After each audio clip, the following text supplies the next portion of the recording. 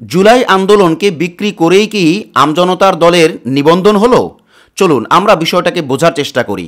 বন্ধুরা, আপনার স্ক্রিনে দেখতে পাচ্ছেন যে আওয়ামী লীগের সহায়তায় নিবন্ধন পেয়েছে তারেক। এবার এই দলের নামে নির্বাচনে অংশ নিবে লীগ। তার মানে আমজনতার দলের তারেক সাহেব আওয়ামী লীগের দালালি করে রয়ের সহায়তায় এই নিবন্ধন পেয়েছে, এমনটাই দাবি করা হয়েছে মিডিয়াতে। এবং আমজনতার দলের ব্যানার ব্যবহার করেই নাকি আওয়ামী লীগ নির্বাচন করতে চায় ও পুনর্বাসন হতে যাচ্ছে, এমনটাই দাবি করা হয়েছে এই খবরে।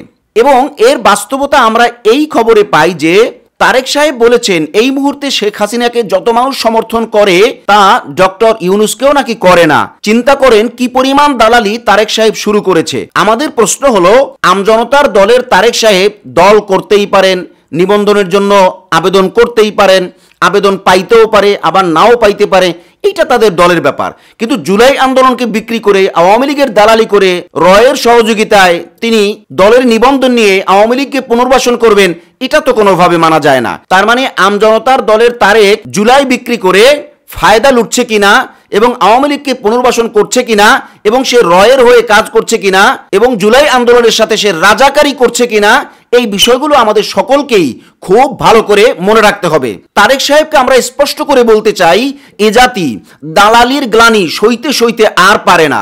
অতএব এ জাতি সবকিছু সহ্য করতে পারবে কিন্তু দালালি গ্রহণ করবে না। অতএব তারেক সাহেব দালালি করতে অবশ্যই একটু হিসাব কিতাব করে দালালি করবেন, অন্যথায় জুলাই যোদ্ধারা আপনার পিঠের চামড়া রাখবে না।